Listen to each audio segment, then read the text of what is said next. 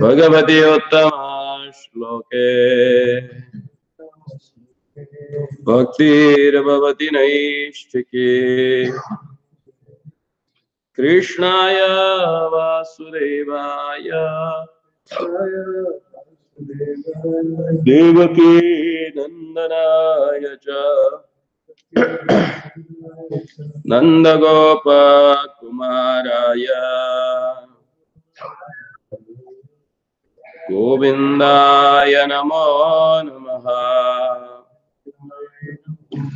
नमो नलिननेत्राय वेणुवाद्य विनोदिने राधाधर सुधापान शालिने वनमालिने महाभाव स्वरूपास्त्वम् कृष्ण प्रिय वरीयसी प्रेम भक्ति प्रदे देवी श्री राधिका त्वं नमोस्तुते। Reading from Srimad Bhagavatam, Canto 3, Chapter 19, text number 28.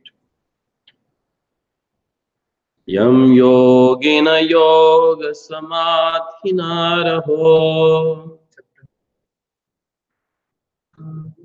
dhyayanti lingada sato mumukshasya tasya daitya ऋषभापदाहतो मुखं प्रपश्यामस्तनुम् उत्सृज्य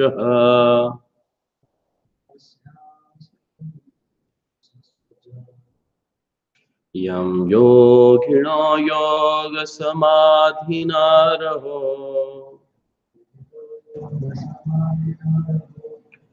ध्यायन्ति लिङ्गादसतो मुमुक्षया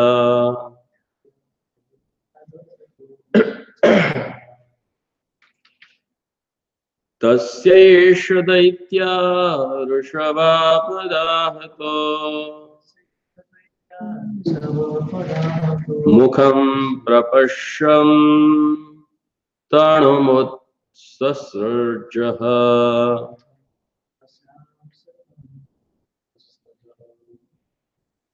यं योगिनो योगसमाधिना रहो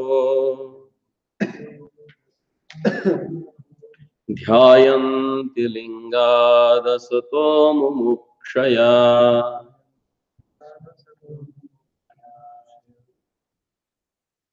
तस्यैष दैत्या ऋषभापदाहतो मुखं प्रपश्यन् तणुमुत्ससृजः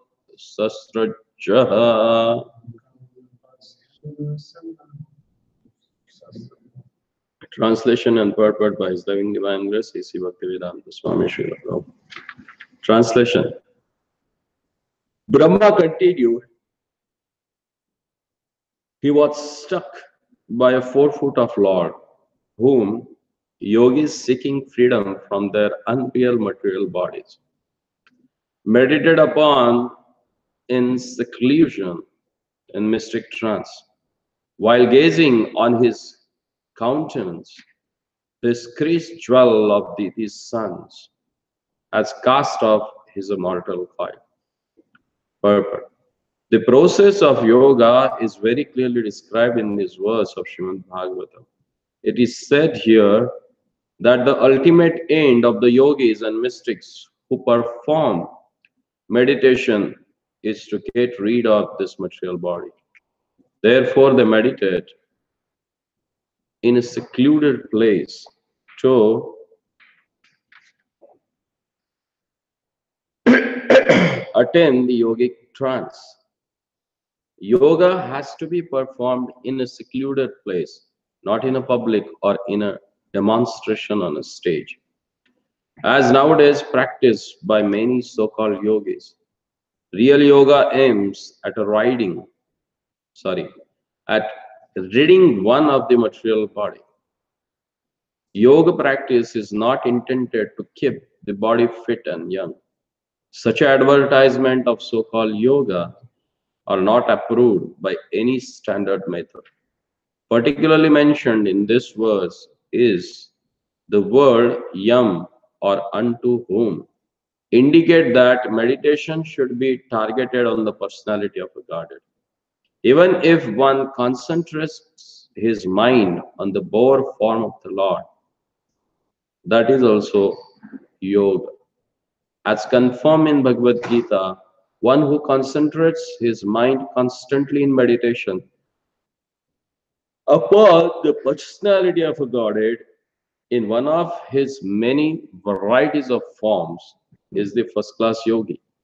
And he can very easily attain trance simply by meditating upon the form of the Lord.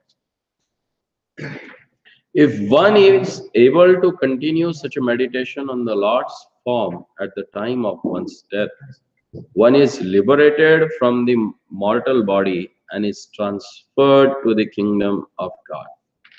This opportunity was given to the demon by the Lord, and therefore Brahma and other demigods were astonished. In other words, the perfection of yoga practice can be attained by the demon also if he simply kicked by the Lord.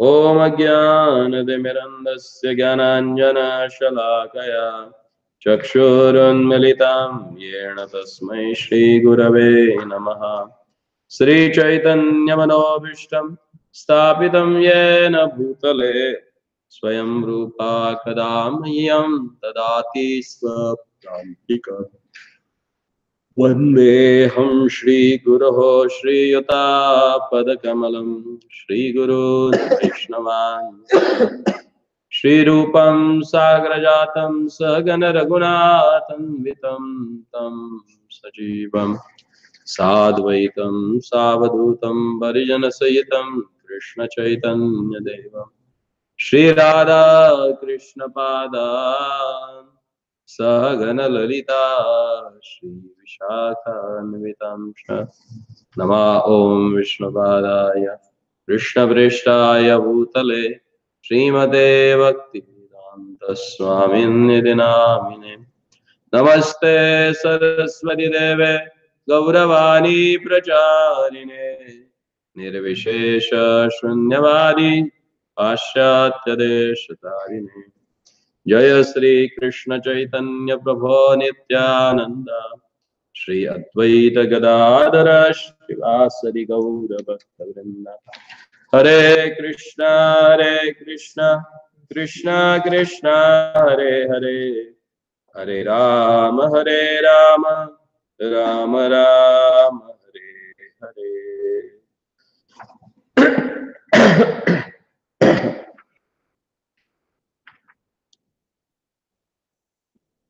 Yam yogino yoga samadhino raho dhyayanti lingad asato mumukshasya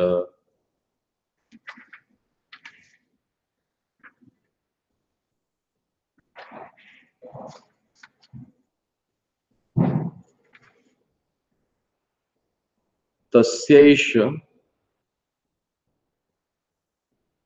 daitya rishabha padadahato mukham prapashams tanu ut sa sarja. He was struck by the forefoot of the Lord, whom yogis, seeking freedom from their unreal material bodies, meditate upon in seclusion in mystic trance. While grazing on his countenance, this Christ jewel of the sun has cast off his mortal coil.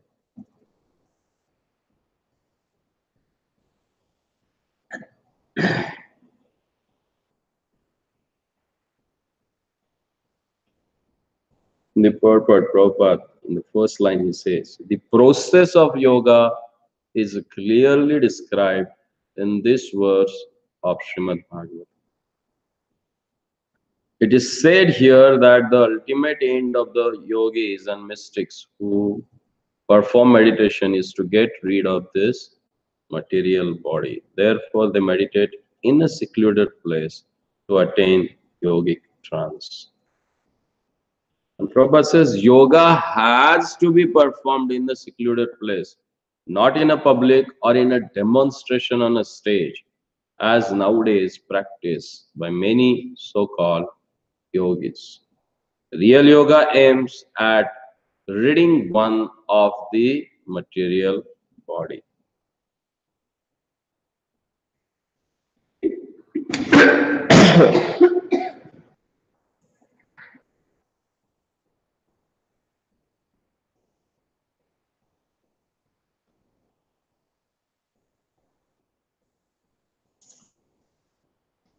In Bhagavad Gita, 6th chapter, 3rd verse. Arurokshor munir yogam karma karana uchyate yoga rudasatasyeva shamaha karana uchyate. Lord says, for one who is neophyte in the eightfold yoga system, work is said to be the means. And for one who already elevated in yoga, cessation of all material activities is said to be means. Means process. So the process of yoga is through which one can get rid of this material body. The process of linking oneself with the Supreme Personality of a Godhead is known as yoga. It may be compared to a ladder of attaining the topmost spiritual realization.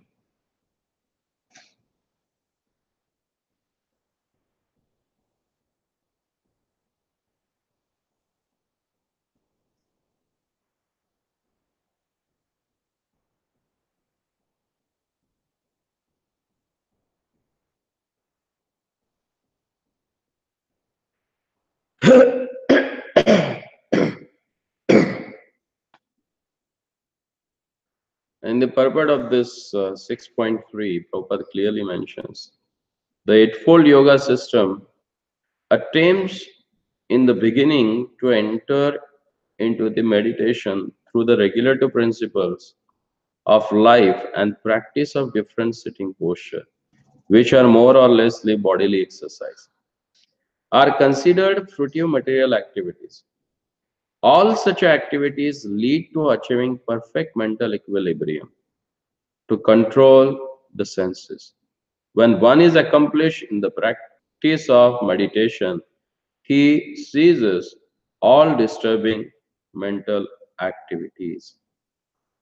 A Krishna conscious person, however, is situated from the beginning on the platform of meditation because he always thinks of Krishna. And being constantly engaged in the service of Krishna, he is considered to have ceased all material activities. Since the mind is the central point of yoga practice, the purpose of the yoga system is to control the mind and to draw it away from the attachment of the sense object. And that's why it is stressed that one's mind should be engaged in the Lord's service. Sometimes externally we engage our senses in the service of the Lord. They may get purified, but if our mind is not there, then the consciousness will not get purified. Sometimes we do all the services as a burden of beach.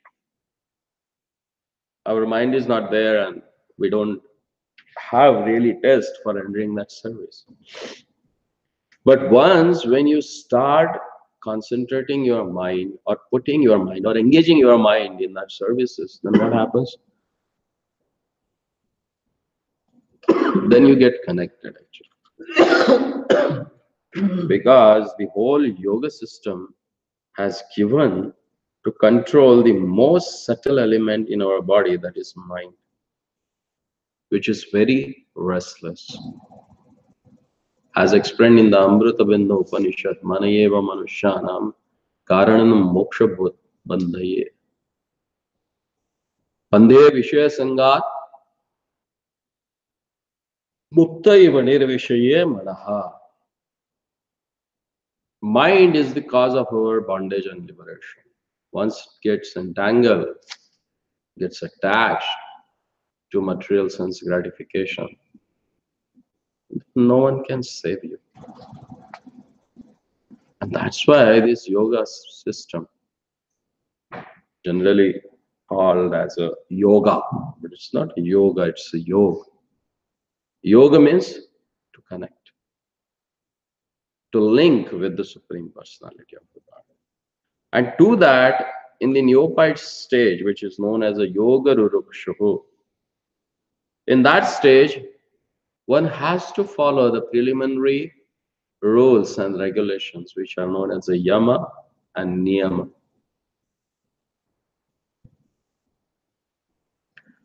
By following that or by practicing that, one is able to withdraw his senses from the sense gratification. Once senses are withdrawn, then it becomes very easy to engage our mind in that process.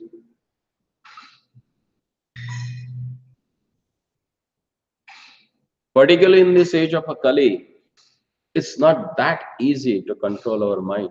Why? Because the quality of the living entities who are born in this material world in the age of a Kali, especially they are having a sahaja. Sahaja means the quality which has born with his birth. And that quality is Manda Sumandamatayo Mandabhagya Udarataha.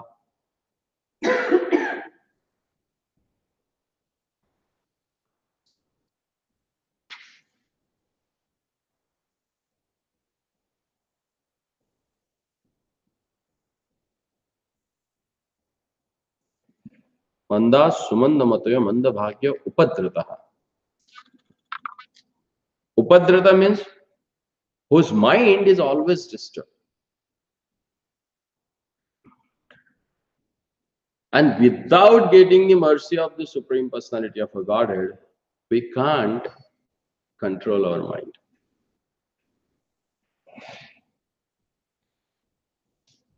As Bhaktivinoda Thakur says, Tumi Rishikesha Rishika Damiya. Oh my Lord, I have a strong desire to control my senses, but I can't do that unless and until you do it. Because who are you? You are a Rishikesh, you are a master of senses. And it's you who can control or who can subdue the senses.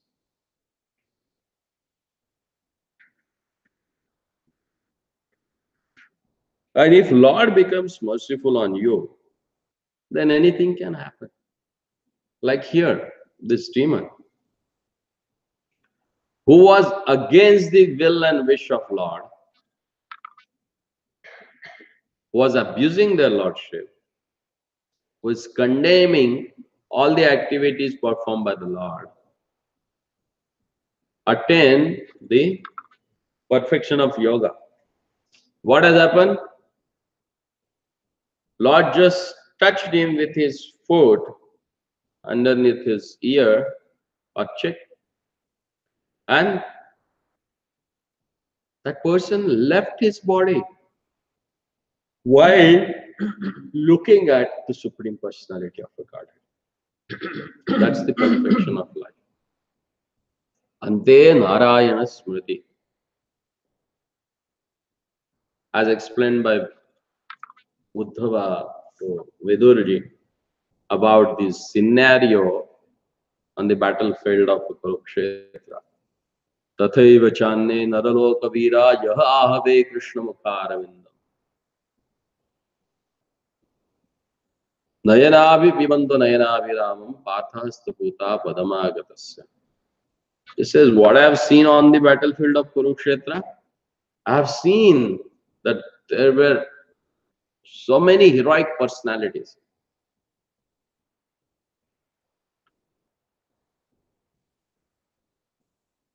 All they were drinking the nectar of Lord's beauty through their eyes. And when they got purified by the arrows of Partha, Arjuna, then all they have come back to Godhead. Because at the time of death, what they were looking upon, they were looking at the Supreme Personality of the Godhead. His most beautiful face. And here, Brahmaji and other demigods, they were surprised. How come this deadly demon got such a chance? Huh? That he got killed by the Supreme Personality of the Godhead. Because whoever gets killed by the Supreme Personality of the Godhead, what happens? That person attains the abode of the Supreme Personality of the Godhead.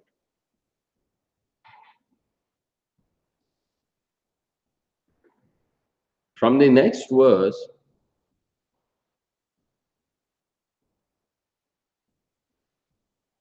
or next to next verse actually. As in the next verse, it is said that the two personal assistants of Supreme Lord have been cursed, have been destined to take birth in the demonic families. After a few such births, they will return to their own positions. And from the text number 30,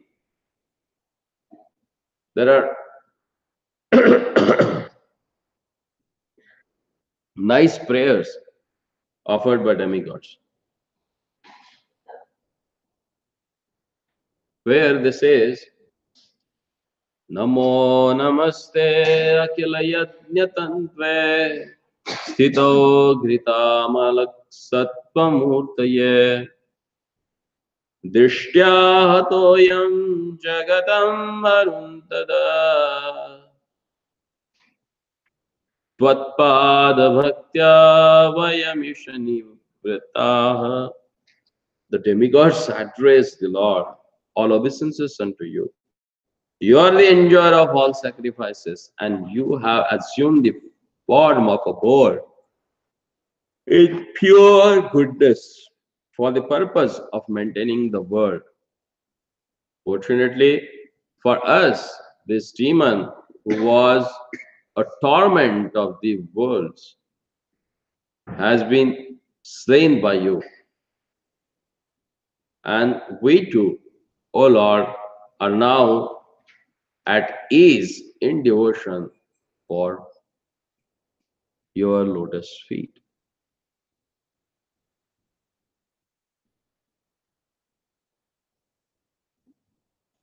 Purport. The material world consists of three modes: goodness, passion, and ignorance. But the spiritual world is pure goodness. It is said here that the form of the Lord is pure goodness, which means that it is not material. In the material world, there is no pure goodness. In the Bhagavatam, the stage of pure goodness is called Sattvam Vishuddha Sattvam. Vishuddham means pure. In pure goodness, there is no contamination by the two inferior qualities, namely passion and ignorance. The form of boar, therefore, in which the Lord appeared is nothing of the material world. These are many others. There are many other forms of the Lord, but none of them belong to the material qualities. Such a forms are non-different from Vishnu form and Vishnu is the enjoyer of all sacrifices. The sacrifices which are recommended in the Vedas are meant to please the Supreme Personality of a God. In ignorance only, people try to satisfy many other agents. But the real purpose of a life is to satisfy the Supreme Lord, Vishnu. All sacrifices are meant to please the Supreme Lord. The living entities who know this perfectly well are called demigods, godly or almost God. Since the living entity is a part and parcel of the Supreme Personality of a Godhead, it is his duty to serve the Lord and please him. The demigods are all attached to the personality of a Godhead. And for their pleasure, the demon, who was a source of a trouble to the world, was killed. Purified life is meant to please the Lord, and all sacrifices performed in purified life are called Krishna consciousness. This Krishna consciousness is developed by devotional service, as certainly mentioned here. Hmm?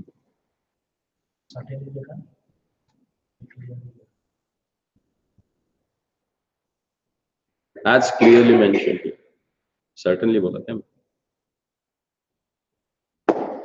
The material world consists of three modes of material nature. But Lord is beyond this material modes of nature. And that's why he called as a Vasudevam Vishuddha Sattvam. Sattvam Vishuddha Sattvam Vasudeva Kalpitam. So Lord, whenever he comes in any form, it is his form which is meant of pure goodness. There is no tinge of passion and ignorance of this world. And that's why we can't just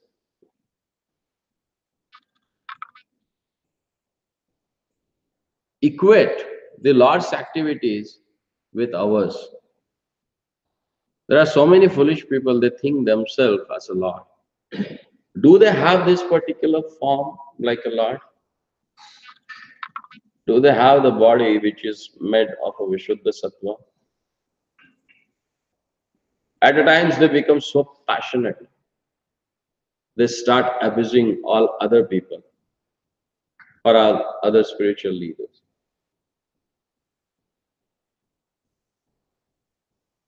At times they behave so ignorant of so many things. Because Lord is being cognizant or omniscient, he knows everything. But this so-called Babas and Bhagavans, they don't know anything. But still they wanted to claim themselves as a Bhagavan. Lord may come in any form. But that form is not a material form.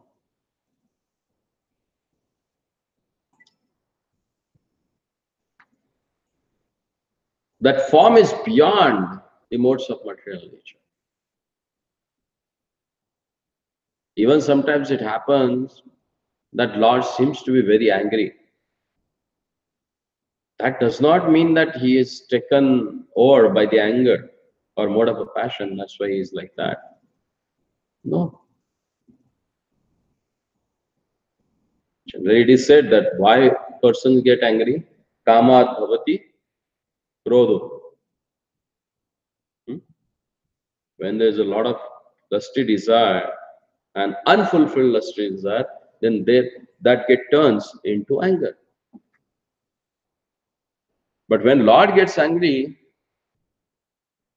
that not because of this kama, which is nothing but a passion.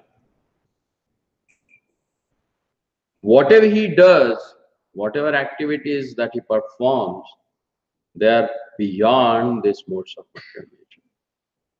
That need to be understood. Mayavadis, they think when Lord gets vikara and comes in contact with this material nature, then he takes form. Otherwise, Lord is formless. That is nonsense.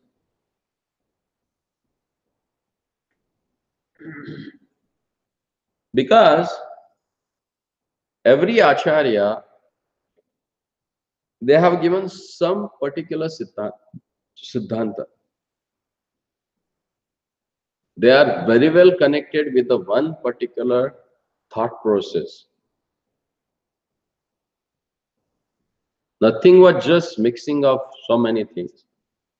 There are so many spiritual leaders today, they have their own philosophy. At a time they are Mayavadis, at a time they are Vaishnavas, at a time they are Shaivas, at a time they are Ganpatas, at a time they are Shaktas. They try to take everything good from everyone. Are who are you to decide what is good and what is bad? And because of that, there is so much of dilution is going on in Siddhanta. You can't call all these bogus cheaters as a guru, because guru means a person who has accepted the sadhu and shastra and who speaks through them. He never propagates any false propaganda. He is attached to a particular thought process which has come from the previous acharyas. That need to be understood. Otherwise, there are these so-called Babajis, they are really creating chaos in the society. Just recently, one so-called spiritualist, he's a philanthropist actually. He's not a spiritual person. Because spiritual person means he is connected with the absolute truth and he speaks according to that only. He never speaks at a time something else and at a time something else. Like at one time he said that there is no need of having temples and building such a big monuments which are none other than the shopping complex. And he himself has come up with a big huge temple now, which he has said as a shopping complex. The same way for socializing, he has created the temple and people are coming together for that. The inauguration fest itself shows that it's just socialization, nothing spiritual is there. Got some Bollywood singers and asked them to chant bhajans. Do you think so that by chanting bhajans by these Bollywood singers, Lord is going to appear there? Lord clearly says that I come there whenever my devotees they sing. Yatra gayanti mad bhakta. Not the so-called singers from the outside or who does not follow any rules and regulations even of humanity. Forget about the spirituality.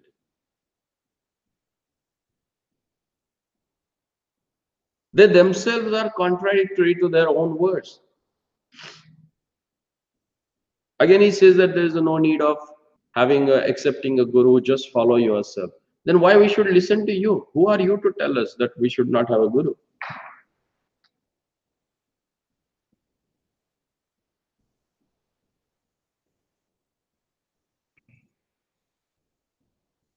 There is some particular thought process that one has to follow. Like acharyas, whom we call acharyas, who are following one particular thought process. Like a Shankaracharya. He gave a Keval Advaita, monism.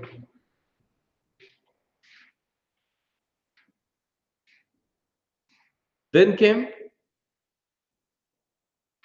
Vishnu Swami, who gave Shuddha Advaita.